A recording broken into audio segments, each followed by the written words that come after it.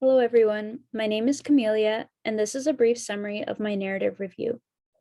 I examined the available research on 3 different natural interventions for depression and depressive symptoms: magnesium, zinc, and yoga.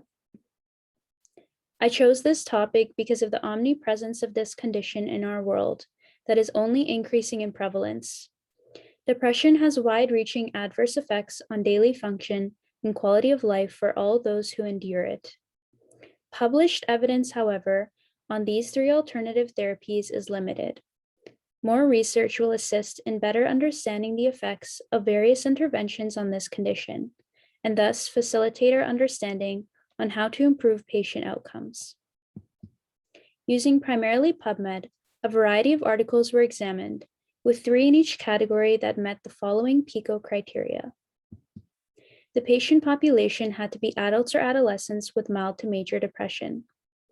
Outcomes needed to be measured by changes in the following depression rating scales. For magnesium, all studies but one found that magnesium intake between 248 to 500 milligrams per day was successful in lowering depression rating scores by 3.5 to 4.5 points on Beck's and the PHQ-9, which was clinically significant. The study examining magnesium at a dose of 120 milligrams per day together with fluoxetine found non-statistically significant differences in HDRS score lowering. For zinc, all studies found that oral zinc intake between 25 to 30 milligrams per day was successful in lowering depression rating scores. Zinc was found to outperform vitamin D on improving depressive symptoms.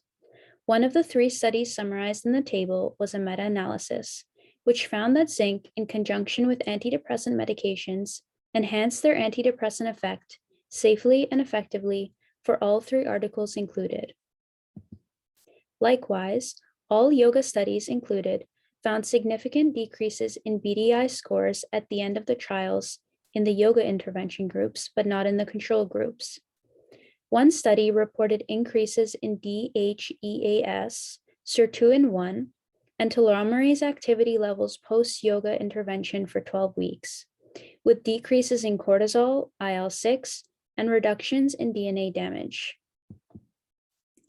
While all studies but one examined found benefit with their respective interventions on depressive symptoms, the magnitude of benefit varied between studies, and not all studies used the exact same outcome measures.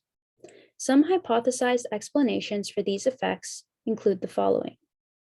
Magnesium has anti-inflammatory effects via NMDA and glutamate activity, and depression has been hypothesized to be a condition of inflammation in the brain. Yoga was also shown to reduce neuroinflammatory markers and increase neuroplasticity.